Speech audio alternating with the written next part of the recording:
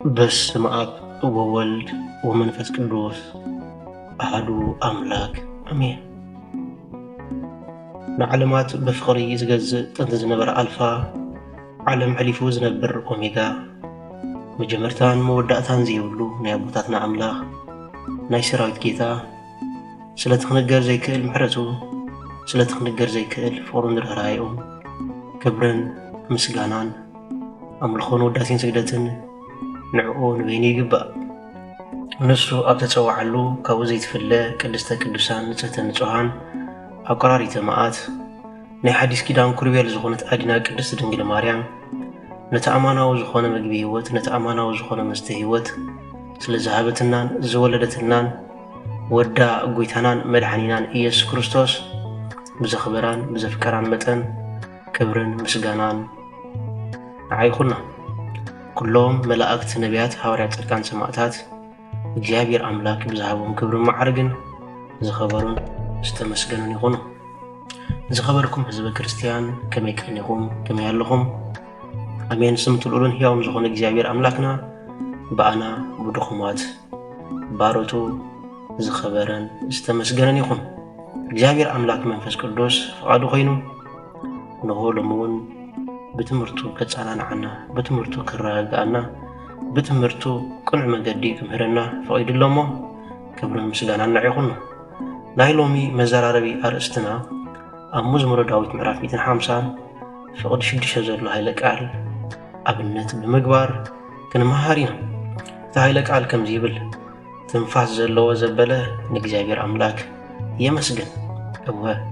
ትንፋስ ዘለዎ ዘበለ ሁሉ ንእግዚአብሔር አምላክ የመስገን ይብለና ክብርን ምስጋናን ንዕይኹን። እወ ኩሎም ኣብ ዓለም ዘለው ፍጥረታት እንሆ ከወዳ ኣዳም ጀሚርካ ከምኡን ኩሉ ፍጥረት ኣብ ዓለም ዘሎ ናይ እግዚአብሔር አምላክ ስራሕን ናይ እግዚአብሔር አምላክ ድንቅ ተኣምርን ዝነግርን ዘመስግንን ሕያው ፍጡር ኮይኑ ተፈጢሩ። ስለዚህ ኩሉ ትንፋስ ዘለዎ ድማ ንእግዚአብሔር አምላክ ከመስግኖ እንሆ አቡና ዘመራይ ዳዊት በቃላቱ ይነግረና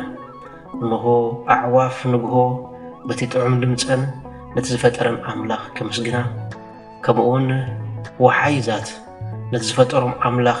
ብድምፆም ከመስግንዎ ከምኡውን ከዋኽብቲ እንሆ ንግርማ ጸልማት ቀንጢጦም ንእግዚአብሔር አምላክ ከመስግንዎ ከምኡውን ዓሳታት ኣብ ውሽጢ ባሕሪ ኣብቲ ህይወት ዘይብሉ ቦታ ኮይኖም ንእግዚአብሔር አምላክ በምስርሳር ከመስግንዎ ከለው እግዚአብሔር አምላክ ድንቅን ዓቢን እግዚአብሔር አምላክ ኩሉ ምስጋና ንሱ ክወስዶ ከም ዝግባአን ዝነግሩን ዘስተምህሩናን እንሆ አንክሮን ተዘክሮን ዝተፈጥሮ ፍጥረታት እዮም። እወ እንሆ ሰማይ ግብሪ እግዚአብሔር አምላክ የዘንቱ ይብለና ቀላያቱን ከምኡ ውቅያኖሱን ከምኡ። ስለዚህ እግዚአብሔር አምላክ ዓቢ አምላኽ እግዚአብሔር አምላክ ሓያል አምላኽ እግዚአብሔር አምላክ ድንቅ አምላኽ። ስለዚህ ወገናተይ እንሆ ትንፋስ ዘበለው ዘበለ ኩሉ ድማ ንእግዚአብሔር አምላክ ከመስግኖ ይግባእ። ምክንያቱ ምስጋና ንሕና ጥራይ ንገብሮ ጥራይ ዘይኮነ ናይ መፍጠሪና ዕላማ እውን ስለዝኾነ እዩ። እወ ምስጋና ቀንዲ ዝተፈጠርናሉ ዕላማ እዩ ወገናተይ ኣመስገንቲ ክንከውን ከም መላእኽቲ ብሕብረት ክንነብር ቅዱስ ቅዱስ ቅዱስ እግዚአብሔር እንዳበልና እንሆ ንእግዚአብሔር አምላክ ከነመስግኖ እግዚአብሔር አምላክ ብዕላማ ፈጠረና። ምስጋና ድማ ወገናተይ እንሆ ምግቢ ናይ መላእኽቲ እዩ። ደቂ ሰባት ምስ መላእኽቲ ዝመዓራረይሉ ነገር እንተሃልዩ ደቂ መላእኽቲ ተፈጥሮኦም ናብ መላእኽቲ ዝቕይሩሉ ነገር እንተሃልዩ ምስጋና እዩ። ከመይ መላእኽቲ ብምስጋና ኣይሕሞይን እዮም። ስለዚ ወገናተይ ኣነ ንስኻትኩምን ዝተፈጠርናሉ ዕላማ እንተሃልዩ ንእግዚአብሔር አምላክ ወትር ግዜ ኩነታት ብዘየገድስ ሽግራት ብዘየገድስ ኣብ ዝተፈላለየ ቦታ ኣብ ዝተፈላለየ ሰዓት ኣብ ዝተፈላለየ ኩነታት ንእግዚአብሔር አምላክ ከነመስግኖ ይግባአና። እወ ምስጋና ዜማ መላእኽቲ እዩ። መዝሙር ቅዱሳን እዩ ወገናተይ። ከምኡውን ምስጋና ሓይሊ ሰማዕታት እዩ። ከምኡውን ምስጋና ሓጎስ ነፍሲ ወከፍ ኣማኒ ወገናተይ። ምስ እነመስግን ዝጎድለና ነገር ዋላ ሓደ ነገር የለን። ስለዘይነመስግን ግን ኩሉ ግዜ ዝጎደለና ኮይና ንነብር ኣለና። ስለዚ ወገናተይ ኣመስገንቲ ክንከውን ይግባአና። ብፍላይ ኣብ ሰዓዚ ኩሉ ወዲ ሰብ ነቲ ዘለዎ ነገር ክንዲ ኣኽቢሩ ዝሕስ ነቲ ዘለዎ ነገር ክንዲ ኣኽቢሩ ዘመስግን እንሆ ኩሉ ሰብ ኢንታ ኩሉ ሰብ ነቐፌታ ናይ መውፃእ ሓይሉ ኣዝዩ ዝበርትዕ ኮይኑ ኣሎ እወ ሓዳር እንተሃሊና ንሓዳርና ዝሃበ እግዚኣብሔር ኣምላክ ከነመስግኖ ይግባአና ውሉድ እንተሃልዮምና ንውላድ ንደቅና ዝሃበና እግዚኣብሔር ኣምላክ ከነመስግኖ ይግባአና ጥዕና እንተሃሊና ጥዕና ዝሃበና እግዚኣብሔር ኣምላክ ከነመስግኖ ይግባአና ሃብቲ እንተሃሊና ሃብቲ ንዝሃበና እግዚኣብሔር ኣምላክ ከነመስግኖ ይግባአና ሃገር እንተሃሊና ሃገር ዝኣክል ንዝሃበና እግዚኣብሔር ኣምላክ ከነመስግኖ ይግባአና ወገናቴ ሞያ እንተሃሊና ብሞያና ውን እግዚአብሔር አምላክ ከነመስግኖ ይግባአና ሎሙ ግን ወገናተይ ንዝሓዝናያ ነገር ኣኽቢርና ዘይንሕሰባት ኮይንና ኣለና መጉረምረምቲ ኮይንና ኣለና እግዚአብሔር አምላክ ውህብቱ ኩሉ ሰናይ ካብ እግዚአብሔር አምላክ ዝተቀበልናያ ኩሉ ወላ ሓደ ክፉእ ነገር የለን ዓለም እኳ ከይተረፈት ንበዓላ እግዚአብሔር አምላክ ፈጥራ ኩሉ ሰናይ ኮነ ረኣይ ይብለና ስለዚ ኩሉ ዓለም ዘሎ ሰናይ ነገር ስለዝኾነ ነዚ ሰናይ ነገር ድማ ከነመስግን ይግባአና ነገር ግን ኣነ ንስኻትኩም ንዝሓዝናያ ዘበለ ንዝቀረብናያ ዘበለ ኩሉ ግዜ معزمزمتن مغرمرمتن كوينا نركب لنا እግዚአብሔር አምላክ መንፈስ ቅዱስ አመስገንት ክንከውን ይደግፈና ምስጋና ቋንቋ ሰማይ ወገናት ኣብ ሰማይ ዝዝመር ኣብ ሰማይ ዝዝረብ ነገር እንታሊ ምስጋና 24 ሰዓት ከምቲ ኣብ ቅዱሳት መጽሐፍት ተጻሒፉ ዘሎ ነው ኣብ ሰማይ ዝነብሩ ናይ እግዚአብሔር ሰራዊት ድምጽ እግዚአብሔር አምላክ ኣብ ሰምዑሉ ግዜ ነው ይንቅጥቀጡ ኣብ ቅድም ዝፋኑ ድማ ፍግም ኢሎም ይርዑድን ይሰግዱን ይብለና ነው ድማ ከዕርፉ ከለው የመስግኑ ከመስግኑ ከለው ድማ ይዕርፉ ይብለና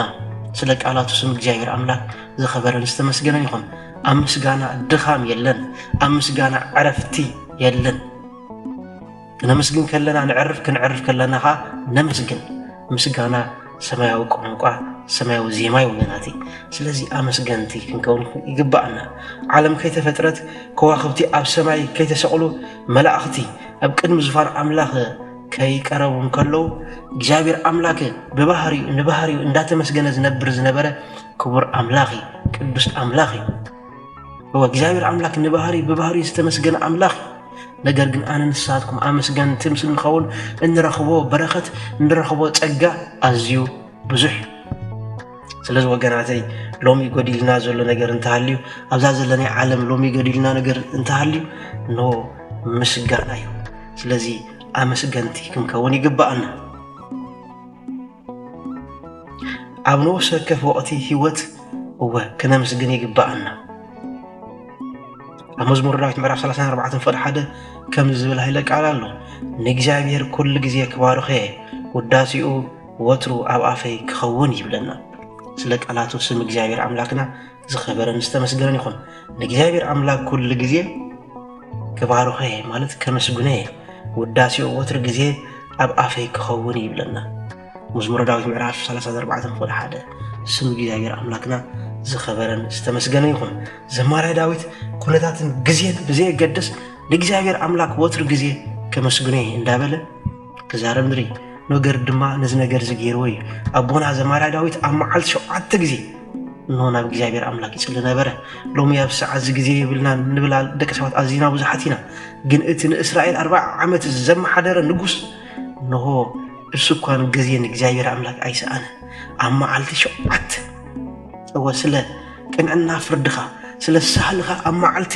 7 ግዜ ከመስግነካ ብምባል እግዚአብሔር አምላክ 7 ግዜ ያመስግን ስለዚ ወገናቲ ኣነ ንስኻትኩም እንኳን ሓንቲ ግዜ ኣብ መዓልቲ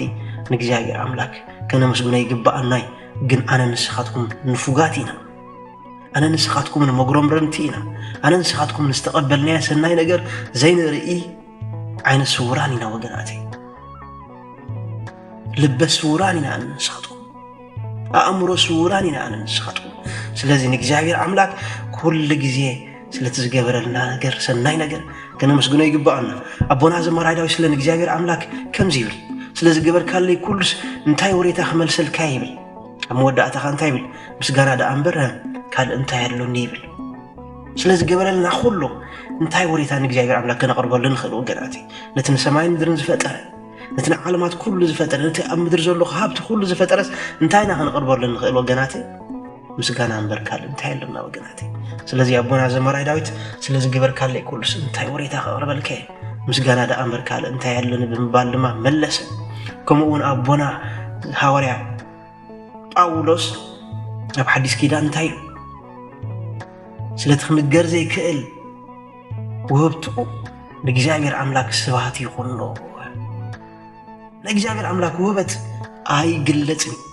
نجزاجر أملاك وهبت أي زرزرني ولاتي سلتي سلت خنجر زي كأل وهبتو سم جزاجر أملاك يمسجني جزاجر أملاك سباتي يخونو وداسي يخونو بمبال أبونا حواريا قدس باولس كمسجن كله نرئي مالتي سلازي وجناتي أنا نسخاتكم من أبزاز لنا هيوت أبزا حصار عمري أمسجن تخوينا خنحلف جزاير أملاك إنه يدقفنا أو نوصل ساعات أو نوصل كف وقتي أو نوصل كف همت أبستفل على خونتات أو حقوس أو حزن أب برهان أب سلمات أبستفل على جزاير أملاك كنا مسجون يجبأنا أو كنا مسجون يجبأنا وجناتي لازم نزيد مع أبونا زماري دايب كل جزء خمس جنيه كايز بلا مالتي هو وكل جزء بحاجة استراتيجي كنا أب حزن بيت كريستيان نانترينا يا نو أب حزن كنا أب حاجة هالليليا بمبال نو نجي زاير أملاك التمسك أب حزن كان تخن نو أفتح فتحت زبال سب أب زموتو اللي جزء زبال نو كدس بيت كريستيان هالليليا نأب هالليليا نولد هالليليا منفس كل سندابلت مسجانا نأب مسجانا نولد مسجانا منفس كل سندابلت التمسكين سلز وجناتي وقتن كنتاتن جزين هموتن نجابر أملاك من مسجان إنه قدبنا يبلو سلزي أبونا زماري دايت كل جزي إنه وقت بزي قدس كل جزي خمس جنيه كايب بمبال نجابر أملاك إنه كزمرو الخلو مري مالتي نقول كم ونترينا باولوسن سيلاسن بسنسلت أبيت مع أسرتي تأثيرهم نبرو فرق ليتم تسألين مزمور النازمورن إنه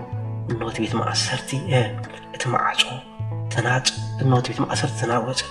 معصو بيت مع أسرتي تخفته سنسلتهم دمبا إنه بملكته وحيل إجابير أملاك كاب إيدهم ملغة أول وداسي حيل الله وجناتي وداسي سنسلت مؤثرت زفتيو وداسي سنسلت الديابلوس زفتيو وداسي نقطري إياريكو إنه زفرسي وجناتي مزمور مسجانا زفرسي مزمور مسجانا إنه نتي أبصع الحدير زنبرة كفؤ منفس زجنقي وجناتي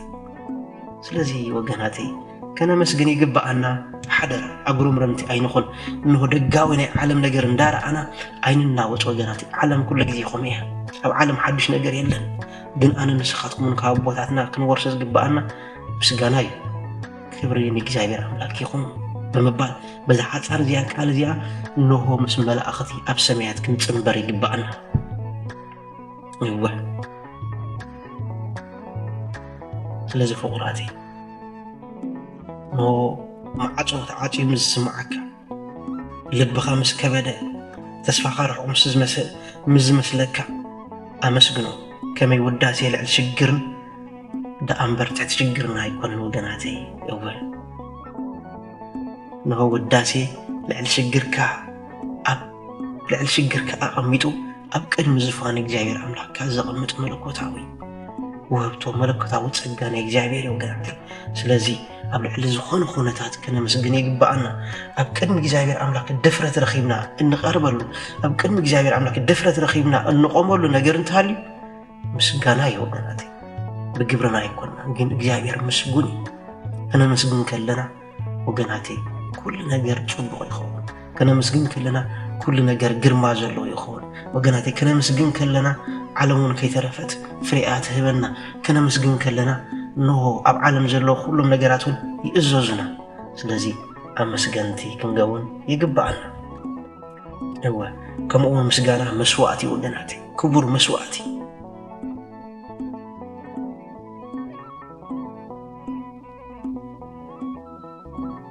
سلزي مسجانا مسوات مخانو فليتنا تراي نزندلنا يوم نجارات نخمل لسلنا تراي زي كنا نبي زي العملاك نكرز جبعنا إنه كبر أملاخ مسجانا زجبو أملاخي سلتزجبر كله علت سلتزجبر كله سناي نجر إنه مسواتي كنعرق ولوز جبعنا كبر أملاخي مو سلزين مسجانا زي مقرام مالت من فوق النتيو نتيجة زاير أملاك زجبر الكا نجارات مرسع مالتيو أو مرسع مخحد مطلع مالتي مو سلزي مسجانا مسوات وسلز خانة ዕለት በመስዋዕቲ ምስጋና ቢልና ኣብ ቅድሚ እግዚአብሔር ኣምላክና ክንቀርብ ይግባአና። ኣብ ዕብራውያን ምዕራፍ 13:15 ሐዋርያ ቅዱስ ጳውሎስ ከምዚ ይብል መስዋዕቲ ምስጋና ፍረ። ስለዚህ ምስጋና መስዋዕቲ ምስጋና ፍረናትና ወገናት ሓደ ሰብ ኣብዚ ዓለም እዚኣ ፈሪ ክበሃል ዝኽእል እንተኾይኑ ብቅድስና ፈሪ ብሃይማኖት ፈሪ ክበሃል ዝኽእል እንተኾይኑ ኣመስጋኒ ምዝኸውን ፈሪና ዲና ኣይፈረናን ፈሪና ዲና ኣብ ፍረ በፂሕና ክንፈልጥ ዝግባአና ኣመስገንቲ ምስ ንኸውን ጥራይ ወገናት። ስለዚህ ኣብ ቅድሚ እግዚአብሔር ኣምላክ ብምስጋና ክንቀርብ ይግባአና። ከምኡውን ኣብነት ቅዱሳን ብምኽታል ንቅዱስ ቤተ ክርስቲያን ብቅዱስ መዝሙር ከነመስግና ይግባአና። ከምቲ ቅዱስ ኤፍሬም በገና መንፈስ ቅዱስ ሻምቡቆ መንፈስ ቅዱስ እንዳተባሃለ ዝፅዋዕ ቅዱስ ኤፍሬም ኩሉ ጊዜ እግዚአብሔር ኣምላክ ከነመስግኖ ይግባአና። ከምኡውን ከም ቅዱስ ያሬድ ማህሌታይ ብዝተፈላለየ ጣዕመ ዜማ ብዝተፈላለየ ድርሰት ገይሩ ንእግዚአብሔር ኣምላክ ዘመስገነ ከምኡውን ንእግዚአብሔር ኣምላክ ከነመስግኖ ይግባአና። ምክንያቱ ወገናቴ ንምስጋና ስቕ ከብል ዝኽእል ሓይሊ ነገር የለን። ሴፉን እንተኾነ ጥሜቱን እንተኾነ ዕርቃኑን እንተኾነ ካብ ፍቕሪ ክርስቶስ ክፈልየና ዝኽእል ሓደ ነገር የለን። ነዚኦም ድማ ኣብቲ ጎይታና መድሓኒና ኢየሱስ ክርስቶስ ዝነበረ ዘመን ንሆ ዝነበረ ክርስቲያን ጥሜት ዶ ሽግር ዶ ሓዘን ዶ መከራ ዶ ካብ ፍቕሪ ክርስቶስ ክፈልየና ኣይክእልኒ ብምባል ንሆ ዝዝምሩ ዘመስግኑ። ስለዚ ወገናቴ ሴፍ እንተመፀ ሓዊ እንተመፀ ዝኾነ መከራ እንተመፀ ብምስጋና ክንስዕሮ ይግባአና። ስለዚ ንሕና እውን ወገናተይ ነዚ መወዳእታ ዘይብሉ ነዚ ሰማያዊ ውህበት ዝኾነ ምስጋና ተፀዊዕና ተሓሪናን ኣለና እሞ ኣመስገንቲ ክንከውን ይግባአና። ምስጋና ማለት ናይ ከንፈር ጥራይ ዘይኮንስ ህይወቱን ወገናተይ ህይወትና ብምስጋና ክነብር እንከሎ ህይወትና ኣመስገንቲ ህይወትና ብምስጋና ዝለምለመ ክኸውን ይግባኦ። ካብ ከንፈር ጥራይ ይኮን ይቕር ክትብል ከለኻ ህይወት እዩ ምስጋና እግዚአብሔር ኣምላክ ተመስግን ኣለኻ ማለት እዩ ወገናት። ስለዚ ይቕሬታ ምስጋና እዩ። ንብጻይካ ከተፍቅር ከለኻ ንኣምላኽካ ተመስግን ኣለኻ ማለት እዩ። ንእግዚአብሔር ኣምላክካ ትውድስ ኣለኻ ማለት እዩ። ፈተነታትካ ብእምነት ክትፃወሩ ከለኻ ንእግዚአብሔር ኣምላክካ ተመስግን ኣለኻ ማለት እዩ ወገናት። ናይ ከንፈር ጥራይ ይኮን ወገናት፣ እንሆ ምስጋና ናይ ተግባር ነው ወገናት። ህይወት ንበዓላ መዝሙር ያ ወገናት፣ ህይወት ንበዓላ ምስጋና ያ ወገናት። ነዚ ዝረአዩ ሰባት ነዚ ዝረአዩ ኣብ ከባቢኻ ዘለዉ ሰባት ድማ ብሓቂ እዛ ነፍሲ እዚኣ ናይ እግዚአብሔር እያ ብምባል ከይተረድኦም ክምስግኑ እዮም። ከይተረድኦም ብሰንኪኻ ንእግዚአብሔር ኣምላክ ምስጋና ከቕርቡ እዮም። ስለዚ ወገናተይ ምስጋና ካብ ከንፈር ዝረሓቐ ጥራይ ዘይኮነ ብተግባር እነሪኦ ተግባር ስለ ዝኾነ